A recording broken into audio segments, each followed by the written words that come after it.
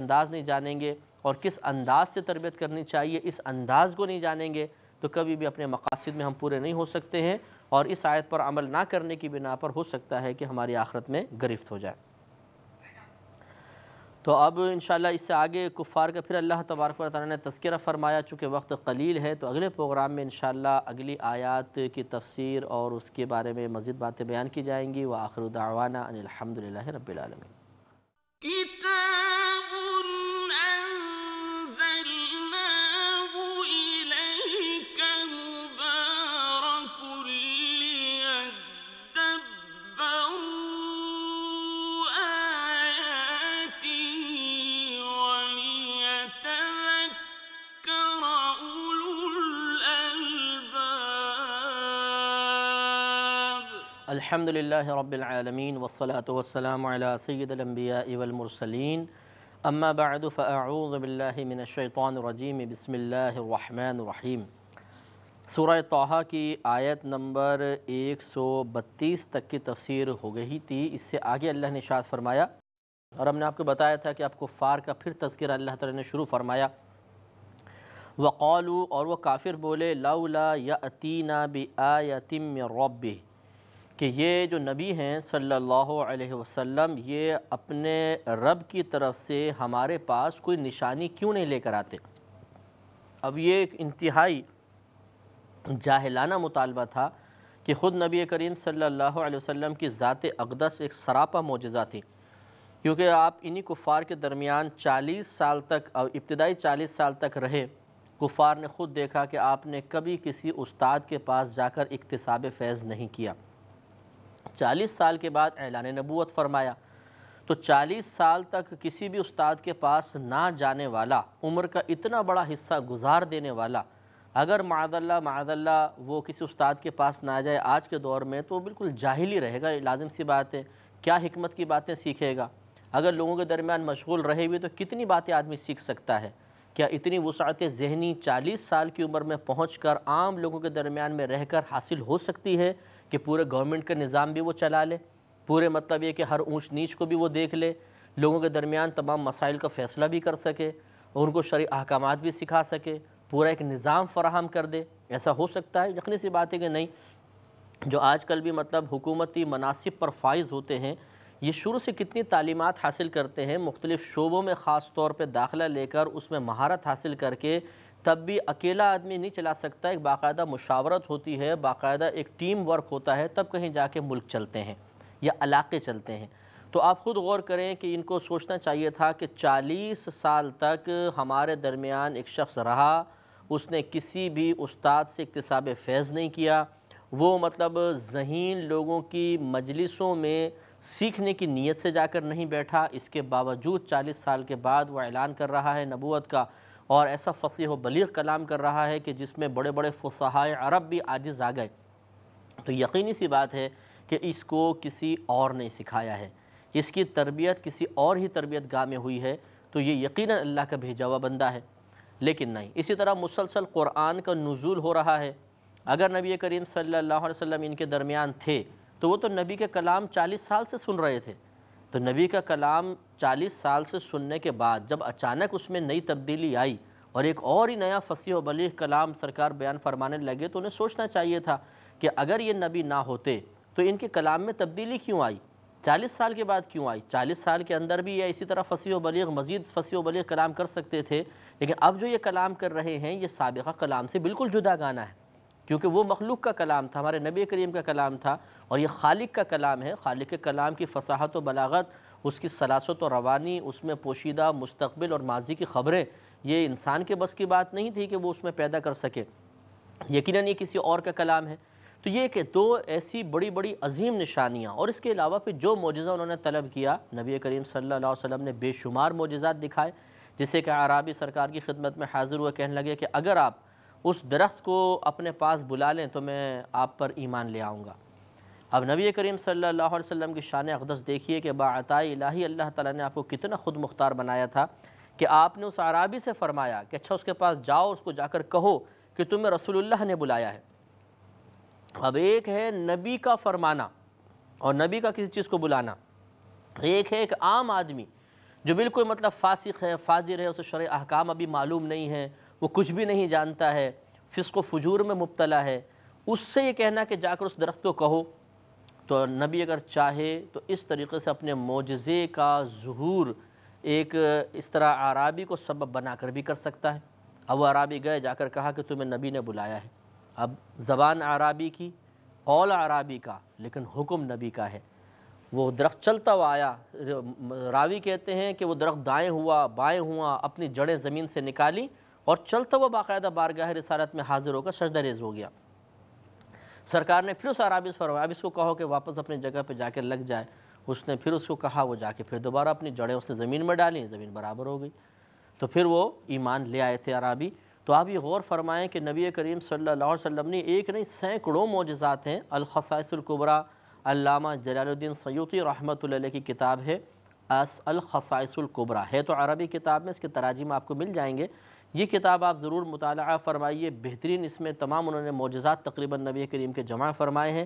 اور نبی کریم کے خصائص، اس امت کے خصائص جمع کیے ہیں، پڑھنے سے تعلق رکھنے والی کتاب ہے۔ تو اتنی نشانیاں سرکار نے بیان فرمائیں، اس کے باوجود پھر یہ کہنا کہ آپ کو نشانی کیوں نہیں لے کر آئے؟ آپ اس سے خود سوچ لیجئے کہ کس قدر جاہلانہ کلام تھا، یا پھر میں نہ مانوں والی بات کہ ہم نے ماننا تو ہے نہیں، تو یہ مطالبہ کرو، یہ مطالبہ کرو، ہنسی مذاق کرو اور سامنے والے کو مطلب عاجز کرنے کی کوشش کرو۔ اس قسم کی احمقانہ حرکتوں کا ان سے صدور ہوا۔ وقالو، تو انہوں نے کہا لولا یاتینا، کیوں نہیں لاتے یہ ہمارے پاس بآیتن، کوئی آیت من ربہ، اپنے رب کی طرف سے۔ اولم تأتہم بینۃ ما فی الصحف الاولی، اب اللہ تبارک و تعالیٰ نے ان کا رد بڑے پیارے انداز سے فرمایا کہ اولم تأتہم بینۃ ما فی الصحف الاولی، اور کیا انہیں اس چیز کا بیان ان کے پاس نہیں آیا جو پچھلے صحائف میں ہے، پچھلی کتابوں میں ہے؟ یعنی پچھلی کتابیں اٹھا کے پڑھو، اگر تم کہتے ہو کوئی نشانی نہیں آئی تو پچھلی کتابیں اس بات کی گواہ ہیں۔ یہودیوں سے جا کر معلوم کر لو کہ اس میں نبی کریم صلی اللہ علیہ وسلم کی نشانیاں موجود ہیں، تو کوئی نئی نشانی کیوں مانگتے ہو؟ تم پرانی نشانیوں پہ غور کر لو کہ ان کی آمد پر تو اللہ تعالیٰ نے دلائل پچھلی کتابوں میں مقرر کر دیے ہیں، موجودہ اگر تمہیں نظر نہیں آ رہی تو پچھلی جا کر دیکھ لو کہ چلو یہ تو اس نبی نے، آپ تم کہہ سکتے ہو کہ خود اپنے پاس سے منا لی ہیں اور معاذ اللہ کچھ کر لیا ہے پچھلی کتابوں میں، جبکہ یہ نبی دنیا میں بظاہر جلوہ افروز بھی تمہارے سامنے نہیں تھے، خود تو نہیں لکھ دی اس نبی نے، تو ان میں جا کر دیکھ لو، ان میں موجود ہیں۔ تو گویا کہ ان کا رد کر کے ان کی اس احمقانہ چال کا پردہ فاش کر دیا کہ حقیقتاً ہدایت حاصل کرنے کے لیے تم ایسا نہیں کر رہے ہو، بلکہ باتوں کو گول کرنے کے لیے، ہدایت سے منہ موڑنے کے لیے، مسخرہ پن کو سامنے رکھتے ہوئے تم اس قسم کی حرکتیں کر رہے ہو، اور یہ تمہارے لیے نقصان کا باعث ہے۔ آگے ارشاد فرمایا کہ وَلَوْ أَنَّا أَهْلَكْنَاهُمْ بِعَذَابٍ مِّن قَبْلِهِ، اور اگر بے شک ہم ان کفار کو ان نبی کریم صلی اللہ علیہ وسلم کی آمد سے پہلے کسی عذاب کی وجہ سے ہلاک کر دیتے، لَقَالُوا، تو یہ ضرور ہمارے پاس یہ آ کر کہتے، رَبَّنَا، اے ہمارے رب، لَوْلَا أَرْسَلْتَ إِلَيْنَا رَسُولًا، تو نے ہماری طرف کسی رسول کو کیوں نہیں بھیجا، فَنَتَّبِعَ آيَاتِكَ مِن قَبْلِ أَن نَّذِلَّ وَنَخْزَىٰ، اس تو ہم تیری آیات کی پیروی کرتے، ان کی اتباع کرتے، اس سے پہلے کہ ہم ذلیل ہوتے اور رسوا ہوتے۔ یعنی کہ اللہ تعالیٰ نے ارشاد فرمایا کہ جو ہم نے نبی کو بھیجا تو ہم نے اتمام حجت کر دیا، اب یہ نہیں مان رہے تو ان کی کوتاہی ہے، اور یہ آخرت میں گریف کا باعث بنیں گے۔ اگر ہم کسی نبی کو نہ بھیجتے تو ضرور یہ پھر اللہ کی بارگاہ میں جا کے کہتے ہیں کہ کیوں کوئی رسول نہیں بھیجا، اگر بھیجتا تو ہم تیری آیات کی پیروی کر لیتے۔ لہذا ان کے اس آگے چل کر اس ہیلے بہانے کو بھی ختم فرما کر اللہ نے رسولوں کو بھیجا، مبعوث فرمایا، ان کو ایمان کی دعوت دی، اب ان کے پاس کوئی ہیلہ، کوئی بہانہ باقی نہیں رہا۔ قُلْ كُلٌّ مُتَرَبِّصٌ فَتَرَبَّصُوا، آپ فرما دیجئے کہ سب راہ دیکھ رہے ہیں، ہر شخص راہ دیکھ رہا ہے، فَتَرَبَّصُوا، تو تم بھی راہ دیکھو۔ یعنی کفار یہ کہا کرتے تھے کہ معاذ اللہ ہم بس انتظار کر رہے ہیں، مسلمانوں پہ بھی دیکھنا کوئی ایسی مصیبت نازل ہوگی، سب کے سب مٹ جائیں گے،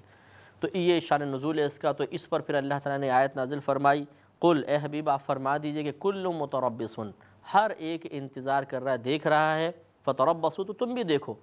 تم اس بات کا انتظار کر رہے ہو مسلمان مٹ جائیں گے، اور ہم اس بات کا انتظار کر رہے ہیں کہ کب اللہ کا وعدہ پورا ہوتا ہے اور تم مر کے عذاب میں مبتلا ہوتے ہو۔ فَسَتَعْلَمُونَ مَنْ أَصْحَابُ الصِّرَاطِ السَّوِيِّ وَمَنِ اهْتَدَىٰ، تو عنقریب تم جان جاؤ گے کہ کون سیدھے راستے والے ہیں اور کس نے ہدایت پائی ہے۔ یہ سب معلوم ہو جائے گا۔ تم آج یہ مذاق مسخریاں سوچ رہی ہیں، آج تم ہدایت کے قریب آنے کے لیے تیار نہیں ہو، آج اس قسم کے کراس کویسچنز اور غلط قسم کے مطالبات کے ذریعے تم سامنے والی کی دعوت کو رد کر رہے ہو، ہدایت سے منہ موڑنے کو اپنے لیے مناسب اور درست تصور کر رہے ہو، لیکن یہ دنیا تک ہے، آخرت میں تمہارا انجام دردناک ہوگا، تم بھی انتظار کرو، ہم بھی کرتے ہیں، پھر وہاں پہ چل کر دیکھیں گے۔ یہ ویسے تو کفار کے بارے میں ہے، لیکن مسلمانوں کے لیے بھی بہت زیادہ نصیحت اور عبرت ہے۔ ہر گھر کے اندر تقریباً یہی ڈرامہ ہو رہا ہے کہ ایک شخص کسی کو سمجھاتا ہے، گھر والوں کو، دوستوں کو، محلے والوں کو، ایک ٹیچر اپنے اسٹوڈنٹس کو سمجھا رہا ہے، ایک شخص اپنے آفس کولیگس کو سمجھا رہا ہے، لیکن سامنے سے اسی قسم کا رسپانس ملتا ہے کہ کراس کویسچن، ہنسی مذاق، ٹھٹا، ناراضگی، ناپسندیدگی، بعض اوقات صاف کہہ دیا جاتا ہے کہ تم نے اپنی قبر میں جانا ہے، ہم نے اپنی قبر میں جانا ہے، ہمیں آپ نہ بولا کریں۔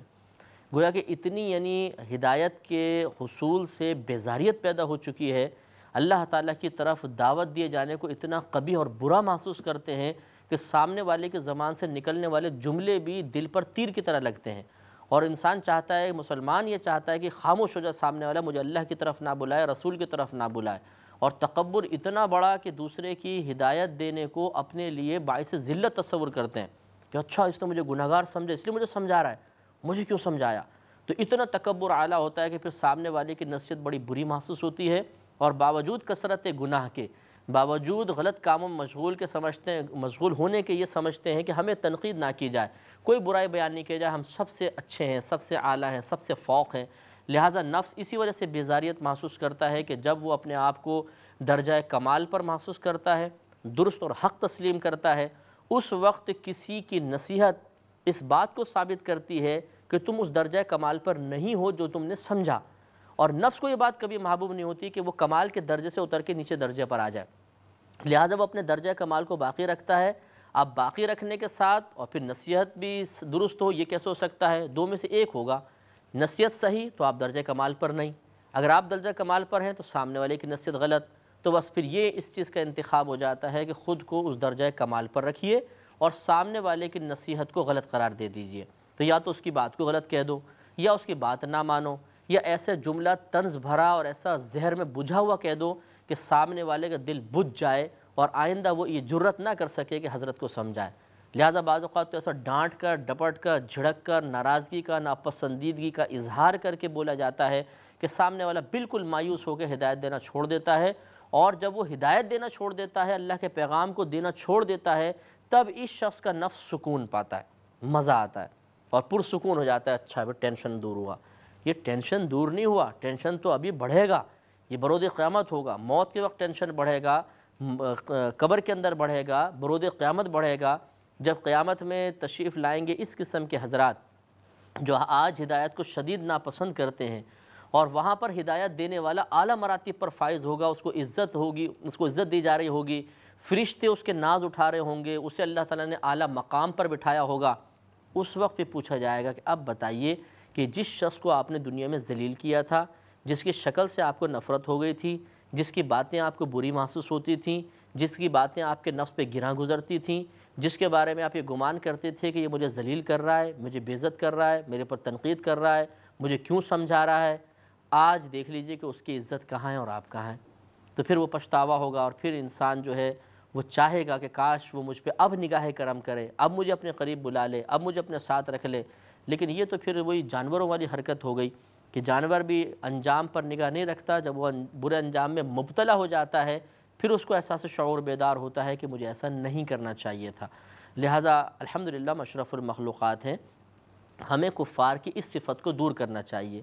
کبھی بھی کسی کی طرف سے کوئی اگر ہمیں سمجھا رہا ہے، ہدایت دے رہا ہے، ہمارے گناہوں کی نشاندہی کر رہا ہے، ہمارے کسی برے اخلاق کی نشاندہی کر رہا ہے، خلق کی نشاندہی کر رہا ہے کہ بھئی آپ یہ غلط کر رہے ہیں، آپ اس طرح نہ بولا کریں، آپ اس طرح غصے کا اظہار نہ کریں، آپ اس طریقے سے جھوٹ مت بولیں، آپ یہ غلط کام کر رہے ہیں، تو برا ماننے والی کون سی بات ہے؟ غلط کام کر کے ہم خود اپنے آپ کو برا کروا رہے ہیں اور پھر اس بات کا برا مان رہے ہیں کہ کیوں مجھے برا کہا جا رہا ہے، تو یہ تو غلط بات ہوئی۔ لہٰذا اس کی ہدایت کو قبول کرنا چاہیے، کم از کم اتنا میں عرض کرتا ہوں کہ ضرور ہونا چاہیے کہ اگر آپ ہدایت قبول کرنے کی پوزیشن میں نہیں ہیں تو کم از کم سامنے والے کی دل آزاری نہ کریں، غور سے سن تو لیں اس کی بات، اس کو ڈانٹے نہیں، ڈپٹے نہیں، اور دل میں ناگواری پیدا نہ ہونے دیں۔ یہ ہمیشہ یاد رکھیے کہ جو دل قرآن یا حدیث کی طرف سے آنے والی ہدایت کو سن کر ناگواری محسوس کرے، وہ دل بیمار ہے، اس دل میں ایمان قوی نہیں ہے، وہ دل ضعف کا شکار ہے، کمزوری کا شکار ہے، اس کا علاج ضروری ہے۔ جس طریقے سے آپ ڈاکٹر کو چیک کرائیں، وہ کہا کہ آپ کے جگر میں کمزوری ہو گئی، معدہ کمزور ہو گیا، تو ہم فوراً علاج کی طرف توجہ کرتے ہیں۔ اسی طرح جب دل کمزور ہو جاتا ہے تو اسی قسم کی نشانیاں سامنے آتی ہیں کہ گناہوں کی طرف رغبت بڑھ جاتی ہے، نیکیوں کی طرف رغبت کم ہو جاتی ہے، فکر آخرت نکل جاتی ہے، دنیا کی فکریں مسلط ہو جاتی ہیں، ہدایت بری محسوس ہوتی ہے، گمراہی کی طرف بڑھنے کے لیے آدمی جلدی کرتا ہے۔ یہ دل کی بیماری کی علامت ہے، اور یہ کفار کے ساتھ تھا، وہ بیمار تھے اور انہوں نے نبی کریم صلی اللہ علیہ وسلم کے حکم کو ٹالا۔ ہماری بیماری یہ ہے کہ ہم مسلمان ہونے کے باوجود انبیاء علیہ السلام کے قاصدوں کو ٹال رہے ہیں۔ تبلیغ دین کرنے والا ایک اللہ کا قاصد ہے، نبی کا قاصد ہے، وہ اس کا پیغام لا کر آپ کو دے رہا ہے، اس سے ناراض نہیں ہونا چاہیے، بات سننی چاہیے۔ اسی طریقے سے ایک ضمن بات عرض کر دیتا ہوں کہ بعض اوقات ہدایت دینے والا خود بے عمل ہوتا ہے۔ مثال کے طور پہ گھر میں جیسے بچوں کو سمجھا رہے ہیں والد صاحب، اب بچوں نے دیکھا والد صاحب خود غلط حرکتیں کر رہے ہیں، گناہ کر رہے ہیں، اولاد بالغ ہے، جوان ہے، تو اس وقت وہ پھر آپس میں کہتے ہیں خود تو کرتے نہیں، ہمیں سمجھا رہے ہیں۔ تو یہ نہ دیکھیے کہ سامنے کہنے والا کون ہے، یہ دیکھیے کہ کہہ کیا رہا ہے۔ اگر وہ صحیح بات کہہ رہا ہے، آپ کی ہدایت کی بات کہہ رہا ہے، تو یہ نہ دیکھیے کہ وہ باعمل ہے یا بے عمل۔ اس کی بے عملی اس کے لیے نقصان کا باعث ہے، وہ بروز قیامت اپنی بے عملی کا خود حساب دے گا۔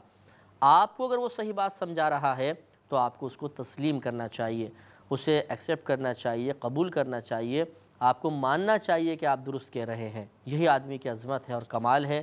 ہاں، یہ بھی ایک بات یاد رکھیے گا کہ بعض لوگ خامخواہ چودھری بنتے ہیں، انہیں نہیں پتہ ہوتا کہ سامنے کوئی برائی کر رہا ہے، کم علمی کے ساتھ غیر برائی کو برائی قرار دے کے اصلاح کرنے کی کوشش کرتے ہیں۔ یہ ایک اور بڑی مصیبت ہے۔ یہ کئی دفعہ ہمارے ساتھ بھی ہوا کہ نماز کے صحیح مسائل معلوم نہیں ہیں اور آ کے ہمیں سمجھانا شروع کر دیتے ہیں کہ جی ہم نے دیکھا تھا ایسا ایسا ہوا تھا، یہ آپ صحیح کر لیجئے۔ ارے بھائی، ان کو پھر سمجھاتے ہیں کہ اچھا 2 کویسچن پھر ان سے جب کیے جاتے ہیں تو وہ علمیت ساری وہ جو تھوڑی بہت تھی بھی ذہن میں باقی، وہ بھی سب ہوا ہو کے ختم ہو جاتی ہے۔ پھر وہ سراپا عاجزی بن جاتے ہیں، اچھا جی آپ ہمیں سمجھائیے۔ ارے ابھی تو مصلح بن کر آپ تشریف لائے تھے، آپ ہمیں سمجھا رہے تھے، اور ابھی آپ 2 منٹ میں مطلب یہ کہہ رہے ہیں کہ آپ ہمیں سمجھائیے۔ تو ایسا بھی نہیں ہونا چاہیے کہ آپ کو مطلب مکمل علم حاصل نہ ہو، کسی چیز کے بارے میں مکمل معلومات نہ ہوں، لیکن آپ سمجھانے بیٹھ جائیں۔ یہ بھی غلط چیز ہے۔ پہلے خود ہمیں سیکھنا چاہیے، سیکھنے کے بعد جب ہمیں کنفرم ہو جائے کہ ہاں یہ بات اس طرح ہے، اور پھر ہم دیکھیں کہ دوسرا شخص اس بات میں کوتاہی کر رہا ہے، تو پھر ہم اس کو سمجھائیں۔ مثال کے طور پہ کسی کو تکبر کی تعریف صحیح نہیں پتہ، تکبر کہاں جائز ہے، کہاں حرام ہے، یہ اس کو تمیز حاصل نہیں، تکبر کی کیا کیا علامات ہیں، کیا علاج ہے، اس کو کچھ بھی پتہ نہیں، اور پھر وہ مطلب کسی شخص کو دیکھ کر وہ کہے جی تم تو متکبر ہو، کیونکہ ہو سکتا ہے کہ وہ اس مقام پہ صحیح تکبر کر رہا ہو، اور یہ بھی ہو سکتا ہے کہ تکبر نہیں کر رہا، آپ کو تکبر محسوس ہو رہا ہے۔ ابھی آپ کو خود جاننا چاہیے کہ یہاں یہ تکبر متحقق ہو رہا ہے کہ نہیں ہو رہا، لیکن ہم نے دیکھا ہے کہ اس میں بہت سارے لوگ کوتاہی کے مرتکب ہو جاتے ہیں۔ بہرحال اللہ تعالیٰ سے دعا ہے کہ رب کریم ہم سب کو اپنی اپنی اصلاح کرنے، دوسروں کی اصلاح کی بھی توفیق عطا فرمائے، لیکن علم کے ساتھ، اور اگر کوئی ہماری اصلاح کرے تو اسے خوش دلی کے ساتھ قبول کرنے کی توفیق عطا فرمائے۔ وآخر دعوانا ان الحمدللہ رب العالمین۔ كتاب أنزلناه إليك مبارك ليدبروا آياته وليتذكر أولو الألباب۔ الحمدللہ رب العالمین والصلاة والسلام علی سید الانبیاء والمرسلین، اما بعد فاعوذ باللہ من الشیطان الرجیم، بسم اللہ الرحمن الرحیم۔ الحمدللہ سورہ طٰہٰ کی آخری آیت کی ہم نے تفسیر پچھلے پروگرام میں عرض کی تھی، آیت نمبر 135 اس کی آخری آیت تھی۔ اب انشاءاللہ 17واں سپارہ سے ہمارا شروع ہو رہا ہے، اور سورۃ الانبیاء کا آغاز بھی ہے۔ سورۃ الانبیاء یہ مکی صورتوں میں سے ہے۔ آپ کو بارہا بتایا کہ ہجرت نبوی صلی اللہ علیہ وسلم سے پہلے جو آیات اور صورتیں نازل ہوئیں ان کو مکی کہا جاتا ہے، اور جو ہجرت کے بعد نازل ہوئیں ان کو مدنی کہا جاتا ہے۔ یہ عام ہیں کہ چاہے وہ ہجرت سے پہلے مکے میں نازل ہوئیں یا مکے سے باہر، اس طرح ہجرت کے بعد وہ مکے میں نازل ہوئی ہوں، مدینے میں نازل ہوئی ہوں یا ان دونوں سے باہر، دونوں صورتوں میں ان کا نام متعین ہے، ہجرت سے پہلے مکی، ہجرت کے بعد مدنی۔ اگرچہ اس میں اور بھی اقوال اختلاف ہے، لیکن یہ جمہور کا قول ہے، اسی کو اختیار کرنا بہتر ہے۔ اور اس میں تقریباً 112 آیات ہوں گی جو انشاءاللہ ہم اللہ کی رحمت سے امید ہے کہ آپ کی خدمت میں تفسیر کے ساتھ عرض کریں گے۔ بسم اللہ الرحمن الرحیم۔ اللہ تعالیٰ فرماتا ہے اقترب للناس حسابهم وهم فی غفلۃ معرضون، لوگوں کا حساب قریب ہے اور وہ غفلت میں منہ پھیرے ہوئے ہیں، یعنی لوگوں کا حساب و کتاب قریب ہے، ان قریب قیامت قائم ہوگی، اللہ تعالیٰ کی بارگاہ میں پہنچیں گے، وہاں حساب و کتاب دینا ہوگا۔ لیکن چونکہ ہم انسان ہیں، ہمیں ہمارے ساتھ تقاضائے بشریت بھی ہے، نفسانی غلبے بھی ہیں، شیطان کی مداخلت بھی ہے، تو وہم فی غفلتن، اور وہ غفلت میں منہ پھیرے ہوئے ہیں، معرضون منہ پھیرے ہوئے ہیں۔ تو ہم دنیا میں غفلت میں رہتے ہیں، حساب و کتاب کی نزدیکی کا ہمیں احساس نہیں ہوتا، اور ہم اللہ تعالیٰ کی ہدایت سے منہ پھیر لیتے ہیں بعض اوقات۔ خیر یہ مسلمانوں کے لیے نہیں ہے، کفار کے لیے ہے، لیکن مسلمان بھی اس سے عبرت حاصل کر سکتا ہے کہ جیسے ہمارا بھی حساب و کتاب بڑا نزدیک ہے، کبھی بھی اچانک موت آ سکتی ہے، وقت ہمیں تو نہیں پتہ کہ کب ہم نے مرنا ہے، اور پھر فوراً یہ کہ اللہ کی بارگاہ میں جب حاضر ہوں گے وہاں حساب و کتاب دینا ہوگا۔ تو اس لیے ہمیں غور کرنا چاہیے کہ کیا ہم خدا نخواستہ ہم بھی غافلوں میں شمار تو نہیں ہیں، ہم بھی اللہ تعالیٰ کی اطاعت سے منہ پھیرنے والوں میں شامل تو نہیں ہیں۔ اگر ایسا ہے تو ہمیں موت سے پہلے اپنے آپ کو سنبھالنا چاہیے۔ تو اقترب للناس حسابهم، لوگوں کا حساب و کتاب قریب ہے، وہم فی غفلۃ معرضون، اور وہ غفلت میں منہ پھیرے ہوئے ہیں۔ ما یأتیہم من ذکر من ربہم محدث الا استمعوہ وہم یلعبون، جب بھی ان کے پاس اللہ تعالیٰ کی طرف سے کوئی، ان کے رب کی طرف سے کوئی نئی نصیحت آتی ہے، ذکرن اور پھر محدثن اس کی صفت بن رہی ہے، اللہ تعالیٰ کے جب ان کے رب کے پاس سے ان کے پاس کوئی بھی نئی نصیحت آتی ہے تو وہ اسے کھیلتے ہوئے سنتے ہیں۔ کھیلتے ہوئے سنتے ہیں، نہیں غفلت میں توجہ نہیں کرتے ہیں۔ جب ان کو نبی کریم صلی اللہ علیہ وسلم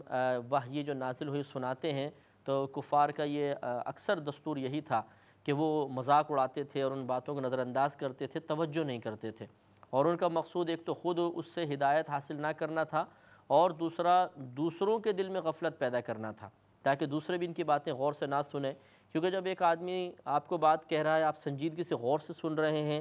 تو تیسرے شخص پر اس کا اچھا اثر ضرور مرتب ہوگا کہ وہ بھی کہے گا بھی اہم بات ہے تبھی تو غور سے سن رہے ہیں، وہ بھی متوجہ ہو جائے گا۔ اور اگر سامنے والا کوئی اچھی سی بات کہہ رہا ہے اور آپ مذاق اڑا رہے ہو، ہنسی ٹھٹا کر رہے ہوں، تو تیسرے شخص کے اندر بھی سنجیدگی شاید پیدا نہیں ہو پائے گی، وہ آپ کی حرکات سے اس بات کا اندازہ کرے گا کہ سامنے والے کی بات کوئی اتنی پاورفل نہیں ہے، کوئی اتنے غور سے سننے والی نہیں ہے، تبھی تو یہ مذاق کر رہا ہے۔ تو یہ کفار کا ایک طریقہ تھا کہ نبی کریم صلی اللہ علیہ وسلم جب کوئی اللہ کی طرف سے نئی آیت بیان فرماتے تو یہ مذاق اڑاتے تھے اور ان کو نظر انداز کرتے تھے تاکہ قریب والے بھی اثر قبول نہ کر سکیں۔ یہی بیماری آج کل ہمارے مسلمانوں میں بھی ہو گئی ہے، خصوصاً اسکول، کالج اور یونیورسٹیز کے ماحول کے اندر اگر آپ دیکھیں گے، اگر ایک بیچارہ کوئی اسٹوڈنٹ کوئی بات بیان کرنے لگے گا اچھی بات، تو باقی جو ایک تو سامنے والے نے تو ہدایت حاصل نہیں کرنی ہے، وہ یہ سوچے گا جو اطراف میں بیٹھے ہوئے اگر یہ اس کی گرویدہ ہو گئے تو ہماری دوستیاں خطرے میں پڑ جائیں گی، اور جو ہم انجوائے کر رہے ہیں اپنے لائف سے یا جو ہم ہنسی مذاق کرتے ہیں سلسلہ موقوف ہو جائے گا، تو وہ پھر ایسا مذاق کا طریقہ اختیار کرتے ہیں ایک یا چند ایک مل کر کے باقی سب سے کے دل سے بھی ان باتوں کے اثرات کو زائل کرنے کی کوشش کرتے ہیں۔ تو یہ طریقہ مسلمانوں کا نہیں ہے، طریقہ کفار کا ہے، اس پر بھی نظر ثانی کرنے کی ضرورت ہے۔ ایسے ہی گھر کے اندر بھی مسائل ہوتے ہیں کہ خاندان میں کوئی شخص ہے کہ ایک کزن ہے مثلا، وہ نیک ہو گیا، اب وہ سمجھا رہا ہے سارے کزن جمع ہے تو اب اس کا مذاق اڑانا شروع کر دیں گے تاکہ اس کی بات کوئی بھی قبول نہ کرے اور ہدایت کی طرف مائل نہ ہو۔ لاہیتاً قلوبہم، ان کے دل کھیل میں پڑے ہوئے ہیں، یعنی کھیل میں مشغول ہیں، غافل دل ہیں، غافل دل ہی نصیحت قبول نہیں کرتا ہے۔ اسی لیے جب کوئی تفسیر بیان ہو رہی ہو، مسائل کا پروگرام آ رہا ہو تو ہمیں چاہیے بڑے غور و تفکر سے اس کو سنیں۔ اگر ہم وہ تفسیر سن رہے ہیں، ٹی وی پہ بیٹھے ہوئے مثلا کوئی مسئلہ سن رہے ہیں، کوئی اچھا نصیحت آموز موضوع لے کر کوئی بیان کر رہا ہو، تقریر ہو رہی ہو ٹی وی پہ مثلا، اگر ہم واقعی سننے بیٹھے ہیں تو بھی غور و تفکر سے سنیں، کھیلتے کودتے نہیں سننا چاہیے، کیونکہ پھر یہ کفار کی عادت ہے، مسلمان کی نہیں۔ جیسے آپس میں باتیں چل رہی ہیں، ہنسی مذاق بھی ہو رہا ہے، پھر تھوڑا سا دیکھ لیا، پھر ہنسی مذاق شروع کر دیا، تو یہ اس طرح پھر نصیحت اثر انداز نہیں ہوتی ہے، اور سامنے والا جو پروگرام ہے یا جو بھی کوئی بیان کر رہا ہے اس کی بھی اہمیت پیدا نہیں ہو پاتی، اور دل پھر بعد میں بھی اچھے اثرات قبول نہیں کرتا ہے۔ یوں ہی اٹھتے بیٹھتے پروگرام سننا، کہ تھوڑا سا بیٹھ گئے، ادھر چلے گئے، کام دھندہ ادھر کر لیا، چلتے چلتے سننا گھر کے کام کاج کرتے ہوئے، یہ بھی فقہا نے منع کیا ہے۔ یعنی پروگرام کو تو پہلے دور میں نہیں تھا، بیانات کے بارے میں ہے کہ جب کوئی عالم واعظ کر رہا ہو تو یہاں تک بیان فرمایا کہ دیوار سے ٹیک لگا کر بھی اس کو نہ سنیں، بلکہ دیوار سے ہٹ کر سنیں، کیونکہ دیوار سے ٹیک لگائیں گے تو غفلت طاری ہوتی ہے، نیند کا غلبہ ہوتا ہے، ذہن بوجھل ہو جاتا ہے اور بات صحیح سمجھ میں نہیں آئے گی۔ حتیٰ کہ فقہا نے یہاں تک لکھا کہ جب کوئی اصلاحی بیان ہو رہا ہو، کوئی مسائل وغیرہ کا بیان ہو رہا ہو، تو اس وقت ذکر الہی بھی موقوف کر دینا چاہیے، کیونکہ اس وقت اگر آپ درود شریف پڑھ رہے ہیں یا کوئی تسبیح پڑھ رہے ہیں تو لازم آپ کی توجہ کچھ نہ کچھ اس طرف بھی ہوگی، تو اس مسئلے کی طرف کامل طور پر متوجہ نہ ہونا ہو سکتا ہے کہ اس کی برکات سے محروم کروا دے۔ جائز ناجائز سنے، ناجائز جائز سن جائے، غلط بھی حکم آدمی سیکھ سکتا ہے، اس لیے ذکر تک موقوف کرنے کا حکم ہے، غور سے سننے کا ہے۔ اتنے سخت مطلب اس کے بارے میں ہماری تعلیم ہے، مذہبی تعلیم، کہ بیان جب کوئی اصلاحی ہو، کوئی اچھا مطلب علمی بیان ہو، مسائل بیان ہو رہے ہوں، شرعی احکامات بیان ہو رہے ہوں، خصوصاً قرآن کی تفسیر، ان کو بڑے غور و تفکر کے ساتھ سننا چاہیے۔ غفلت کے ساتھ سننا کفار کا طریقہ ہے۔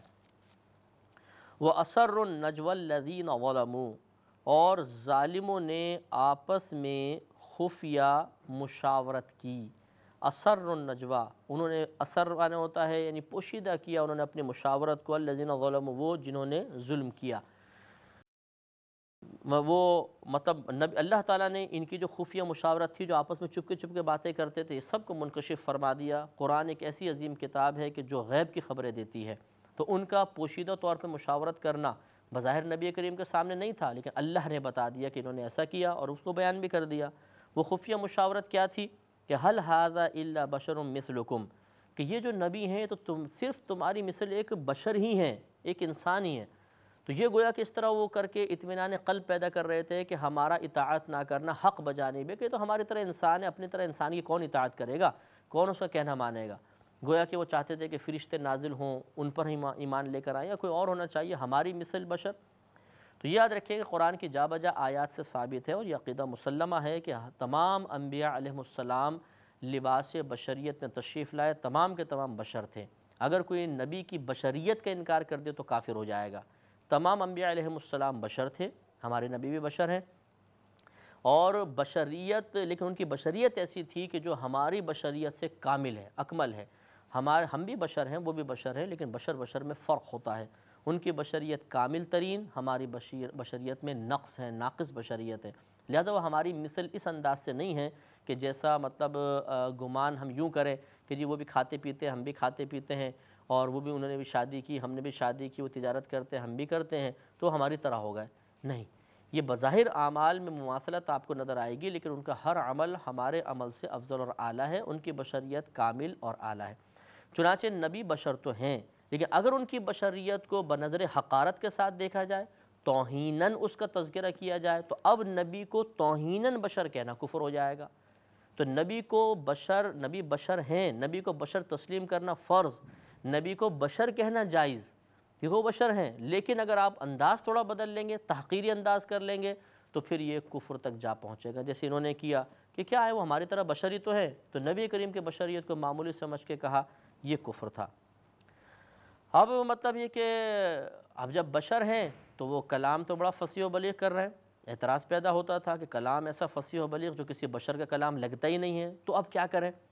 تو اب یہ دیکھیں، جب کوئی ہدایت حاصل نہ کرنا چاہے تو کس طریقے سے پینترے بدل بدل کر وہ ہدایت کے راستوں کو روکنے کی کوشش کرتا ہے، اور خود اپنے ضمیر کی ملامت کو مختلف بوگس دلیلوں سے کیسے دبانے کی کوشش کرتا ہے۔ تو جب یہ اعتراض پیدا ہوا کہ اگر ہماری طرح بشر ہیں تو ان کا کلام تو بڑا فصیح و بلیغ ہے، کسی انسان کا کلام لگتا ہی نہیں ہے، تو اب انہوں نے پینترا بدلا اور نبی کے کلام کو مختلف چیزیں قرار دینا شروع کیا۔ لہذا آگے اللہ نے ارشاد فرمایا کہ اَفَتَأْتُونَ السِّحْرَ وَأَنْتُمْ تُبْصِرُونَ، تو انہوں نے کہا کہ کیا تم جادو کے پاس جاتے ہو جان بوجھ کر، حالانکہ تم دیکھ رہے ہو، سب تمہیں معلوم، پھر بھی جادو کے پاس جاتے ہو۔ تو گویا کہ یہ سمجھا دیا انہوں نے کہنے کی کوشش کی، سمجھانے کی کوشش کی کہ ہماری طرح بشر ہیں، اب اگر کوئی کلام میں تبدیلی محسوس کرتے ہو تو معاذ اللہ جادو ہے اور تم جادو کی طرف جانے کی کوشش کرتے ہو۔ اب جب بعضوں نے کہا کہ جیسے ان کے بڑا بعض فصحاء بلغاء نے کہا کہ یہ تو جادو ہو ہی نہیں سکتا، یہ کلام کسی جادوگر کا کلام نہیں ہے، تو پھر پیترا بدل کے بولا بل قالوا، بلکہ انہوں نے کہا کہ اضغاث احلام، بلکہ یہ تو پریشان خوابیں ہیں۔ انہیں نبی کریم صلی اللہ علیہ وسلم خواب دیکھتے تھے، پھر باہر آ کے تشریف لاتے تھے، خواب سناتے تھے کہ آج میں نے یہ خواب دیکھا، وہ خواب دیکھا، یا خواب میں کوئی وحی نازل ہوتی تھی تو نبی کریم بیان فرماتے تھے، کیونکہ نبی کا خواب جو ہے وحی الہی کی ایک صورت ہے، تو نبی جو خواب دیکھتے تھے اس کو بیان فرماتے تھے، تو یہ پھر کہتے تھے کہ نہیں یہ جو کچھ بیان کر رہے ہیں تو ان کی پریشان خوابیں ہیں اس کو بیان کر رہے ہیں۔ اور کبھی کہتے تھے بل افتراہ بل ہوا شاعر، بلکہ کبھی کہتے تھے بلکہ یہ تو ان کی من گھڑت باتیں ہیں، انہوں نے خود گھڑ دی ہیں اپنے پاس سے۔ پھر کوئی منع کرتا تو پھر کہتے بل ہوا شاعر، نہیں بلکہ یہ تو شاعر ہیں۔ یہ قرآن پاک کے چونکہ آپ اگر دیکھیں وَالضُّحَىٰ وَاللَّيْلِ إِذَا سَجَىٰ، تو آخر میں یہ جو ایک ہم قافیہ سے الفاظ آتے ہیں بظاہر ایسا لگتا ہے کہ یہ شعر ہیں، حالانکہ شعر نہیں ہے۔ شعر کے اندر جو ایک جیسے وزن والے الفاظ ہوتے ہیں انہیں قافیہ سے تعبیر کیا جاتا ہے، اور اگر یہی چیز نثر کے اندر ہو جیسے قرآن کے اندر ہے تو اس کو سجع کہتے ہیں، رعایت سجع، اور یہ نثر میں ہو تو رعایت سجع کہتے ہیں، اور قرآن کے اندر اگر ایسے الفاظ ہوں کہ ہر لفظ ایک خاص حرف پہ جا کے ختم ہو رہا ہے، یعلمون، تعلمون، یضربون مثال کے طور پر، تو پھر اسے کہا جاتا ہے فاصلہ، اس کو فاصلہ کا نام دیتا ہے، اس کو فواصل کہتے ہیں۔ تو قرآن میں جو ہم قافیہ الفاظ استعمال ہوں گے آیت کے آخر میں انہیں فاصلہ اور اس کی جمع فواصل ہے۔ اگر ایک قرآن کے علاوہ نثر کے اندر اس طریقے سے رعایت کی جائے کہ ہر جملہ جو ختم ہو رہا ہو وہ ایک مخصوص حرف پر ہی ہو رہا ہے، اگلا بھی اسی حرف پر، اس سے اگلا بھی اسی حرف پر، تو اس کو سجع کہتے ہیں، اور اگر نظم کے اندر یہ چیز ہو تو اس کو قافیہ کہا جاتا ہے۔ تو انہوں نے اس فواصل کو دیکھ کر، فاصلہ کو دیکھ کر یہ اس کو شعر قرار دینے کی کوشش کی کہ تو شعر ہے۔ تو اس طریقے سے انہوں نے مختلف پینترے بدلے، گویا کہ خود مطلب یہ کہ مطمئن نہیں ہو پاتے تھے کہ اعتراض قائم کر کے جب اپنے اعتراض کی کمزوری پہ ان کی نگاہ پڑتی تھی تو یہ مجبور ہو جاتے تھے اپنے اعتراض کے زاویے کو بدلنے پر اور فوراً دوسری بات کہتے تھے، اور اس طریقے سے خود اپنی بات کی اہمیت کو کم کر بیٹھتے تھے کہ لوگ کہتے تھے کل تو تم کہتے تھے شاعر ہیں، پھر تم پہلے کہتے تھے جادو ہے، کبھی تم کہتے ہو من گھڑت باتیں ہیں، کبھی تم کہتے ہو پریشان خوابیں ہیں، کوئی ایک بات پہ تو ٹک جاؤ۔ تو ان کے خود یہ اس طرح پینترے بدلنے کی وجہ سے خود یہ کمزور پڑتے چلے گئے۔ اللہ نے ارشاد فرمایا کہ فَلْيَأْتِنَا بِآیَةٍ كَمَا أُرْسِلَ الْأَوَّلُونَ، تو ہمارے پاس کوئی نشانی لائیں جیسے اگلے بھیجے گئے تھے۔ اب یہ مطلب وہی بوگس اعتراض جیسے پہلے آپ کی خدمت میں عرض کیا تھا کہ ان تمام باتوں کو جو نبی کریم فصیح و بلیغ کلام فرما رہے ہیں، قرآن کا نزول ہو رہا ہے، خود ذات مصطفیٰ صلی اللہ علیہ وسلم جو سراپا معجزہ ہے، ان تمام کو نظر انداز کر کے کہ نہیں بھی ان پہ تو اعتراض پیدا ہوتے ہیں، اچھا کوئی نشانی اور لے کر آئیں جیسے پہلے والے لوگوں کے پاس نشانیاں تھیں۔ یہ غلط اعتراض اور غلط مطالبہ تھا۔ اللہ نے ارشاد فرمایا کہ ما آمنت قبلہم من قریۃ اہلکناہا، کہ ان سے پہلے کوئی بھی بستی جو ایمان لے کر نہیں آئی تو ہم نے اسے ہلاک کر دیا، کہ جو بستی ان سے پہلے ایمان لے کر نہیں آئی ہم نے اسے ہلاک کر دیا۔ افہم یؤمنون، تو کیا یہ ایمان لائیں گے؟ تو گویا کہ اللہ تبارک و تعالیٰ نے ان کے تمام ہیلے بہانوں کا جواب ایک ہی دیا کہ زیادہ باتیں بنانے کی کوشش نہ کرو، پچھلی قوموں کے حالات بھی دیکھ لو، انہوں نے بھی اسی قسم کے اعتراضات کیے، انجام کیا ہوا کہ عذاب میں مبتلا ہو گئے، تو کیا تم بھی اس طرح عذاب میں مبتلا ہونا چاہتے ہو یا ایمان لے کر آؤ گے؟ ان کو سمجھایا۔ وما ارسلنا قبلك الا رجالا نوحی الیہم فاسألوا اہل الذکر ان کنتم لا تعلمون۔ اللہ نے ارشاد فرمایا کہ وما ارسلنا قبلك الا رجالا، کہ ہم نے آپ سے پہلے جتنے بھی بھیجے یعنی پیغمبر بنا کے بھیجے سب کے سب مرد تھے، رجال مرد تھے۔ نوحی الیہم، ہم ان کی طرف وحی کرتے تھے، ہم نے ان کی طرف وحی فرمائی۔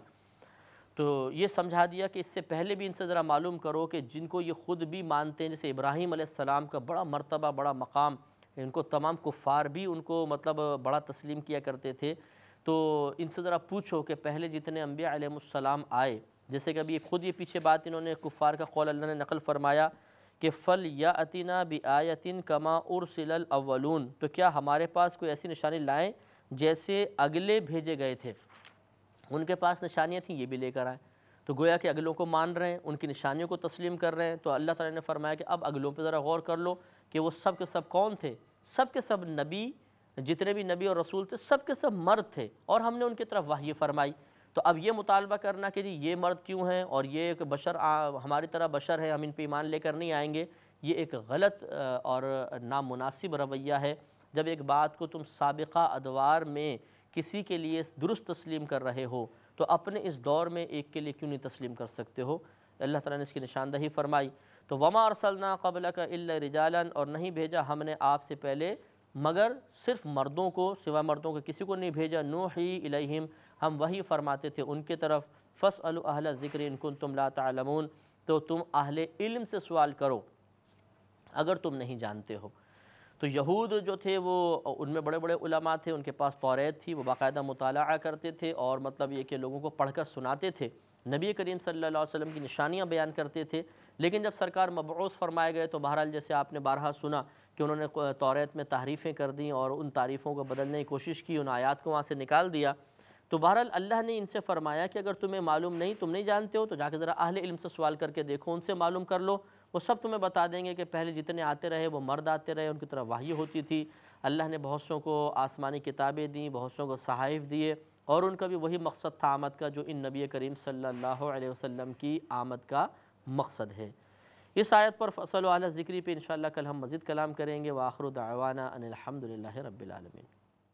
كتاب أنزلناه إليك مبارك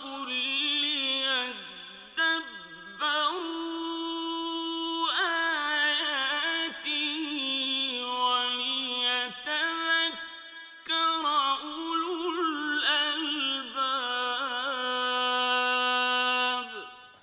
الحمد للہ رب العالمین والصلاة والسلام علی سید الانبیاء والمرسلین، اما بعد فاعوذ باللہ من الشیطان الرجیم، بسم اللہ الرحمن الرحیم۔ سورہ انبیاء الانبیاء کا آغاز پچھلے پروگرام میں ہم نے کیا تھا اور تقریباً اس کی 7 آیات کی تفسیر ہم نے بیان کی تھی۔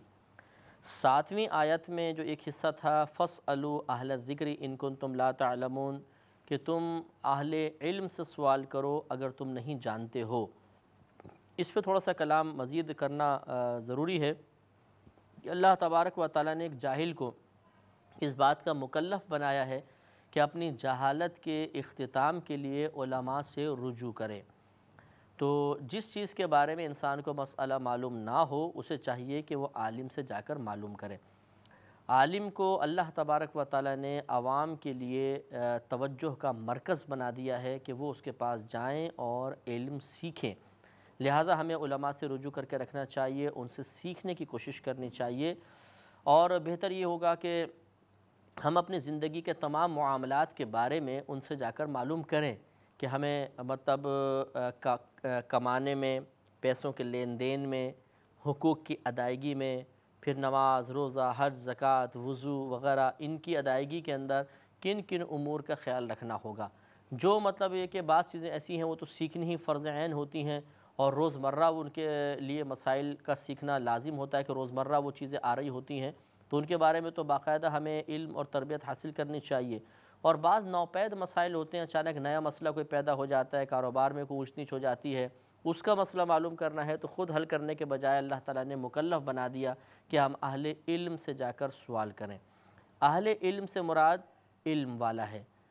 ضروری نہیں ہے کہ کوئی سند لیے ہوئے ہو اور وہ عالم بھی ہو، سند علم فراہم نہیں کرتی ہے، علم سیکھنے سے آتا ہے، لہٰذا یہ اطمینان قلب ضروری ہے کہ جس سے ہم سیکھ رہے ہیں واقعی وہ صاحب علم ہے کہ نہیں۔ بعض اوقات ایسا ہوتا ہے کہ ایک شخص باقاعدہ علوم دینیہ پڑھ کے فراغت حاصل کرتا ہے، اس کو سند بھی دی جاتی ہے، لیکن دوران طالب علمی جس انداز سے اسے علم سیکھنا چاہیے تھا اور عوام کی ضرورت کو پیش نظر رکھ کر اسے ان مسائل پہ غور و تفکر کرنا چاہیے تھا، وہ اس سے عاری ہوتا ہے، لہٰذا فارغ ہونے کے بعد اسے نہیں پتہ ہوتا کہ مجھے کس طریقے سے لوگوں کو مسئلے سکھانے ہیں، کیا کیا حقیقتاً مسائل ہیں، نہ اس نے ڈیپلی ان پہ غور کیا ہوتا ہے، ایک سطحی قسم کی تعلیم حاصل کر کے وہ باہر نکل جاتا ہے۔ اب لوگ اسے عالم متصور کر کے اس سے مسائل معلوم کرتے ہیں اور وہ بیچارہ اپنی عزت بچانے کے لیے بعض اوقات غلط سلط مسئلے بتا دیتا ہے۔ اس لیے ایک بات تو یہ کہ اس قسم کے جو فارغ شدہ طلباء ہیں کہ جو مطلب عالم کی سند حاصل کر چکے ہوتے ہیں انہیں بھی احتیاط کرنی چاہیے کہ صرف عالم کا ایک اگر لقب آپ کو مل گیا یا ٹھپا آپ پہ لگ گیا تو یہ اس بات کی دلیل نہیں ہے کہ اب آپ جو غلط سلط مسئلہ بتائیں گے تو وہ درستی ہوگا، بلکہ آپ کو احتیاط کرنی ہوگی۔ صحیح مسئلہ آتا ہے تو آپ بتائیں، نہیں آتا تو اس میں کوئی مطلب جھجک محسوس نہ کریں کہ صاف کہہ دیں کہ لا ادری، میں نہیں جانتا۔ حضرت امام مالک رحمۃ اللہ علیہ کے شاگرد کہتے ہیں کہ اگر ہم امام مالک کے لا ادری کے قول کو رجسٹر میں جمع کرنا شروع کر دیں تو کئی رجسٹر بھر جائیں گے۔ یعنی وہ بہت سے مسائل کے جواب میں کہتے تھے لا ادری میں نہیں جانتا، آپ کسی اور سے جا کر معلوم کریں، اتنے بڑے امام۔ تو اس لیے مطلب ہمیں اس تکبر کو دل سے نکالنا چاہیے کہ اگر میں جواب نہیں دوں گا تو لوگ کہیں گے جی عالم ہو کے بھی جواب نہیں دے رہے، اور پھر مطلب معاذ اللہ غلط مسئلہ بتا دیا جائے تو انتہائی غیر مناسب ہے۔ ہر طالب علم کو چاہیے کہ وہ دوران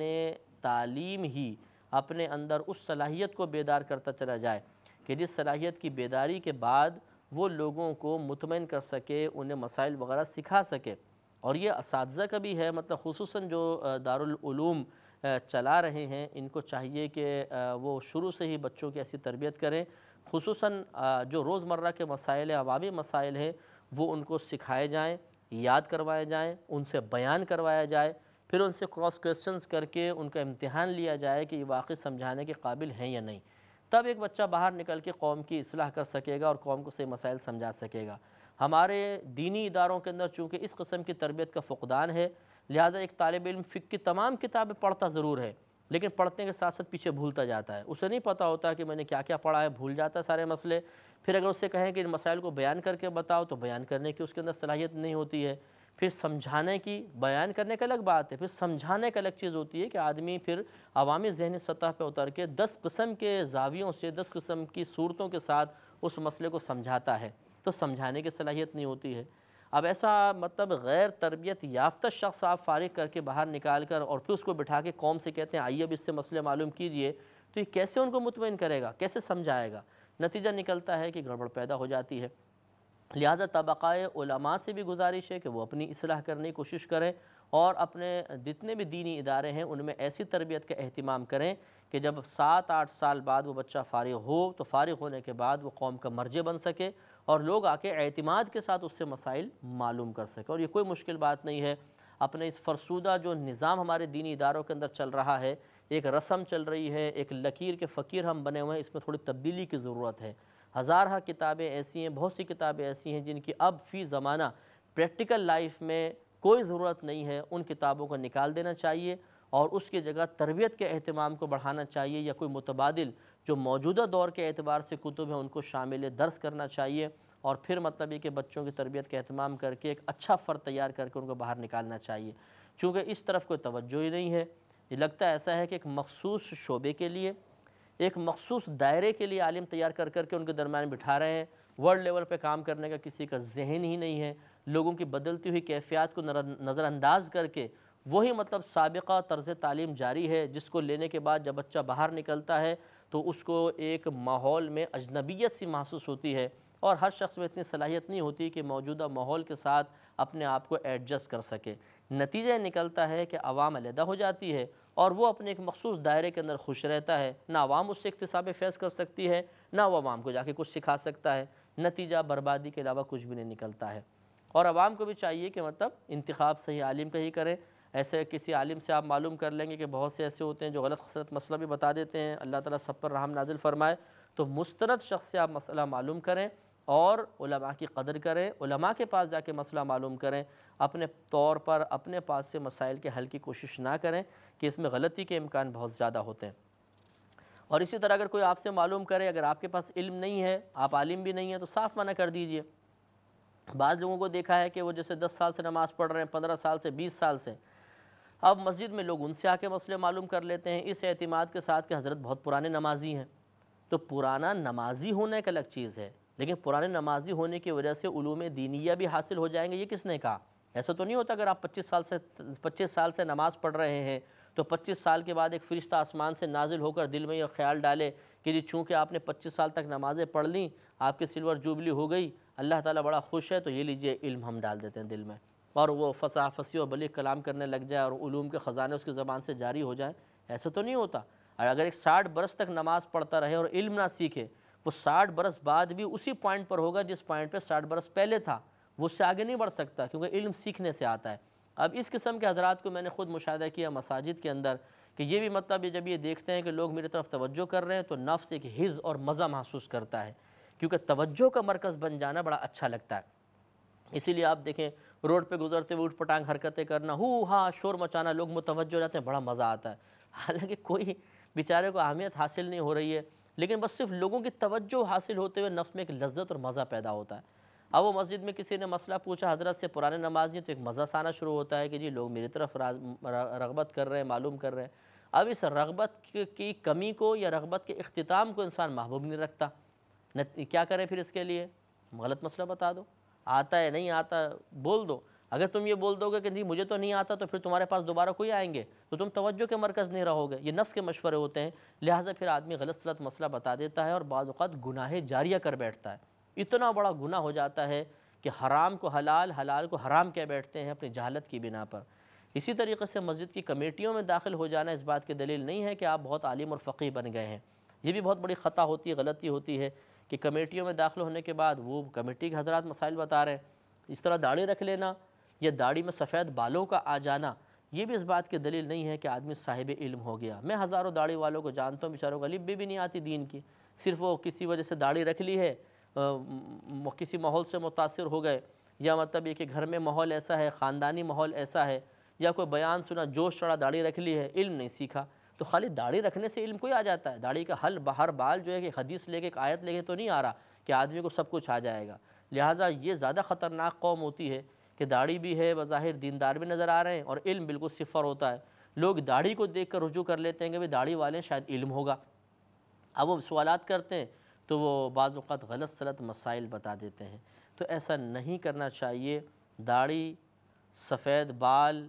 کثرت سے نمازیں پڑھنا، طویل عرصے سے نمازیں پڑھنا، یا عالم کی صحبت میں بیٹھنا، صرف بیٹھ کے سننا اور واپس آ جانا، یہ تمام چیزیں عالم نہیں بنا دیتی۔ اگر آپ عالم کے پاس بھی بیٹھیں گے تو ضروری نہیں ہے کہ عالم کے پاس بیٹھیں تو وہاں مسائل ہی بیان ہو رہے ہوں، ہزار دفعہ نجی گفتگو چل پڑتی ہے، ہزار دفعہ کسی ایک موضوع پہ بات چل رہی ہے اور اسی میں آدھا پونا گھنٹہ نکل گیا اور آپ اٹھ کے گھر پر آ گئے۔ ایسا نہیں ہوتا کہ وہاں پہ فرداً پورے مسائل بیان ہو رہے ہیں اور پوری فقہ بیان ہو جائے اور آپ بیٹھ کے اس کو سیکھ بھی لیں اور عالم بن جائیں، ایسا نہیں ہے۔ علماء کی صحبت میں بیٹھ کے علم ضرور حاصل ہوتا ہے، لیکن اس تھوڑے بہت علم کو حاصل کرنے کے بعد اپنے آپ کو صاحب علم تصور کر کے اور اس قابل سمجھنا کہ اب میں قوم کی اصلاح کر سکتا ہوں اور ان کو مسائل سکھا سکتا ہوں، یہ بھی غلط خیال ہے۔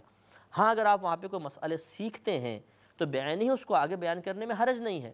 لیکن آپ نے اگر 2 مسئلے تجارت کے وہاں سے سیکھے ہیں تو کس نے آپ کو اجازت دی کہ آپ شرکت کے مسئلے میں اب آپ وضاحتیں کرنا شروع کر دیں؟ آپ نے شرکت کے مسائل تو نہیں سیکھے نا، تو وہاں پر بیٹھ کے کچھ مسئلے سیکھ لینا آپ کو اس بات کی اجازت نہیں دلوائے گا کہ اس موضوع سے ہٹ کر بھی اب آپ تبصرہ کر سکتے ہیں۔ اس بات کو بنیاد بنا کے جی ہم تو علماء کی صحبت میں بیٹھتے ہیں، روزانہ ان کے پاس جاتا ہوں، تو یہ بات غلط ہے۔ یہ چیزیں مطلب معاشرے کے اندر بہت زیادہ عام ہیں اور یہ ایک بہت زیادہ اصلاح کا تقاضا کر رہی ہیں اور بہت توجہ کا تقاضا کر رہی ہیں، اس پر ہمیں غور و تفکر کرنا ہوگا۔ بہرحال اللہ نے فرمایا فَاسْأَلُوا أَهْلَ الذِّكْرِ إِن كُنتُمْ لَا تَعْلَمُونَ، تم اہل علم سے سوال کرو اگر تم نہیں جانتے ہو۔ ایک پوائنٹ یہاں پہ اور بیان کر دیتا ہوں۔ بعض اوقات مفتی ہے، وہ ایک فتویٰ دیتا ہے، ایک مسئلے کے بارے میں ارشاد فرماتا ہے، عوام کا کام یہی تھا کہ مفتی کے پاس آئے، اس سے مسئلہ معلوم کرے جیسے کہ اللہ نے ارشاد فرمایا۔ پھر آدمی کو تھوڑا تذبذب ہوتا ہے، وہ وہی مسئلہ ایک اور مفتی سے معلوم کر لیتا ہے، جواب کچھ اور ملتا ہے۔ اب وہ ڈاؤٹ فل ہو جاتا ہے کہ کس کی بات مانے، فلاں وہ کہہ رہا ہے، فلاں وہ کہہ رہا ہے۔ بعض اوقات تو بالکل متضاد قول ہوتے ہیں، ایک کہتا ہے جائز، دوسرا کہتا ہے ناجائز۔ اب عوام کیا کرے؟ تو یاد رکھیے دیکھیں اللہ نے مکلف بنایا فَاسْأَلُوا أَهْلَ الذِّكْرِ إِن كُنتُمْ لَا تَعْلَمُونَ، اگر تم نہیں جانتے تو اہل علم سے سوال کرو۔ لہذا آپ نے سوال کر لیا، اللہ کا حکم پورا ہو گیا، اگر مفتی آپ کو جواب دے رہا ہے آپ اس کا قول قبول کر سکتے ہیں۔ لہذا اگر 2 مفتیان کرام کی باہم رائے میں اختلاف پیدا ہو جائے تو عوام کے لیے اجازت ہوتی ہے کہ ان میں سے کسی کی بھی قول کو قبول کر سکتے ہیں، ان کے لیے جائز ہے، کیونکہ ان کے لیے بس یہی اس بات کے مکلف بنائے گئے تھے کہ وہ اہل علم سے پوچھیں، انہوں نے پوچھ لیا، اس سے زیادہ کہ وہ مکلف نہیں ہیں۔ ان 2 قولوں میں سے کس کی دلیل قوی ہے، کون سا قوی قول ہے، کون سا راجح ہے، کون سا مرجوح ہے، یہ عوام تو بیچاری اس بات کی صلاحیت نہیں رکھتی ہے، لہذا ان کے لیے اجازت ہوگی کہ کسی ایک کے قول کو آپ قبول کر لیں، بروئے ذمہ ہے۔ ہاں اگر آپ یہ سمجھتے ہیں کہ ایک زیادہ علم والا ہے، مفتیوں میں بھی درجات ہوتے ہیں، ایک بہت فوق ہوتا ہے، اس سے نیچے، اس سے نیچے درجات، اللہ تعالیٰ نے اہل علم میں درجات رکھے ہیں۔ تو اگر آپ یہ سمجھتے ہیں کہ دو مفتیان کرام میں ایک کا علم زیادہ آپ کو محسوس ہوتا ہے، اس پہ زیادہ اعتماد آپ کو محسوس ہوتا ہے، دوسرے پہ کم، تو پھر آپ اس کا قول اختیار کر لیں اور اس کو فوقیت دے دیں، تو یہ اطمینان قلب کے لیے اچھا رہے گا۔ ورنہ اگر ایک درجے کے مفتی ہیں اور آپ کو متضاد رائے سننے کو ملتی ہے تو یہ کوئی گھبرانے کی بات نہیں ہے، یہ کوئی مطلب بدظن ہونے والی بات نہیں ہے۔ اگر آپ حدیثیں اٹھا کے پڑھیں تو صحابہ کرام کے اندر آپ یہ دیکھیں گے کہ فقہی مسائل میں شدید اختلاف، ایک صحابی کوئی کچھ رائے دے رہا ہے، کوئی رائے دے رہا ہے، تیسرا ان سے اختلاف کر رہے ہیں۔ یہ اختلاف ہر دور کا حصہ رہا ہے اور یہ امت کے لیے رحمت ہے کہ اگر ایک ہی قول ہوتا اور وہ سخت قول ہوتا مثلا تو لازم تھا اس پر عمل کرنا۔ اب ایسا ہوتا ہے بعض اوقات ایک مفتی غور کرتا ہے کسی نئے مسئلے پر، اسے اس میں آسانی کے پہلو نظر آتے ہیں، وہ فتویٰ دے دیتا ہے، دوسرا احتیاط اور سختی والے پہلو کو مد نظر رکھتا ہے، وہ سخت فتویٰ دے دیتا ہے۔ اب عوام کے لیے آسانی ہے، یہ لے لو، یہ لے لو۔ اب اگر ایک ہی سخت والا قول والے کی ذہن رکھنے والے کا مسئلہ آپ لیتے تو سختی تھی، نرمی بھی ہے، آپ جس کے قول کو قبول کر لیں۔ لیکن بات وہی ہے کہ مفتی ضرور ہونا چاہیے۔ اگر مفتی کے قول ہے، اگر ایک عالم ہے اور ایک مفتی، ہر عالم مفتی نہیں ہوتا، مفتی کے لیے باقاعدہ اسے مطلب فتوے کی اس میں صلاحیت ہونی چاہیے، وہ زمانے کی اونچ نیچ کو جانتا ہو، کس مقام پہ تغیر زمانے کے اعتبار سے کیسے مسئلہ تبدیل ہوگا اس کو معلوم ہونا چاہیے۔ یہ مفتی کا کمال ہوتا ہے، ہر عالم مفتی نہیں ہوتا۔ اب اگر عالم اور مفتی کے قول میں باہم ٹکراؤ ہو جائے تو وہ تو لازم سی بات ہے کہ مفتی کے قول کو آپ قبول کریں گے، پھر کسی عالم کے نہیں۔ آپ پھر یہ نہیں کہہ سکتے جی ہمارے مسجد کے امام صاحب نے تو یہ مسئلہ بتایا تھا اور فلاں مفتی صاحب یہ مسئلہ بتا رہے تھے۔ اب مسجد کے امام صاحب کیا ہے؟ زیادہ ایک عالم ہے، مثلا بالفرض اگر عالم ہے تو پھر یہ نہیں ہے کہ چونکہ ہماری مسجد کے امام ہیں ہم تو ان کا کہنا مانیں گے، نہیں، اب آپ کو اس فوق علم والے کا کہنا ماننا ہوگا، کیونکہ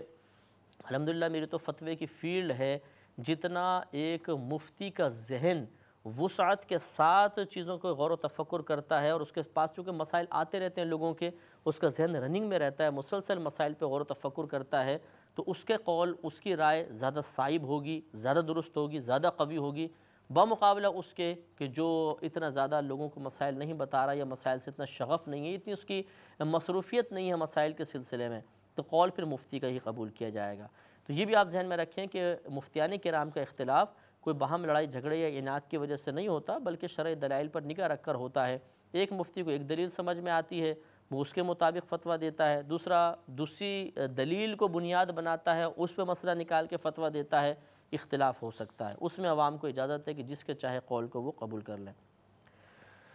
آگے ارشاد فرمایا کہ وَمَا جَعَلْنَاهُمْ جَسَدًا لَا يَأْكُلُونَ الطَّعَامَ وَمَا كَانُوا خَالِدِينَ۔ یہاں پھر انہی کا وہی رد جو پیچھے چلتا چلا آیا ہے کہ پچھلی آیت میں اللہ نے فرمایا تھا کہ وَمَا أَرْسَلْنَا قَبْلَكَ إِلَّا رِجَالًا نُوحِي إِلَيْهِمْ، کہ جتنے بھی ہم نے اے حبیب کریم صلی اللہ علیہ وسلم آپ سے پہلے لوگ بھیجے ہیں، رسول بھیجے ہیں، سب کے سب مرد تھے، ہم ان کی طرف وحی فرماتے تھے۔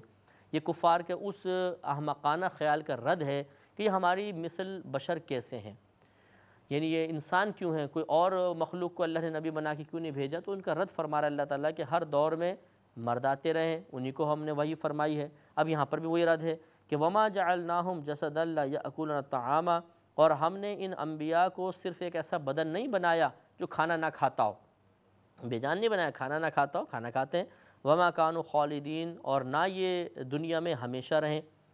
یعنی ہم نے ایسا بنایا ہے کہ یہ ایسا نہیں بنایا کہ جسم ہی ہو خالی کھا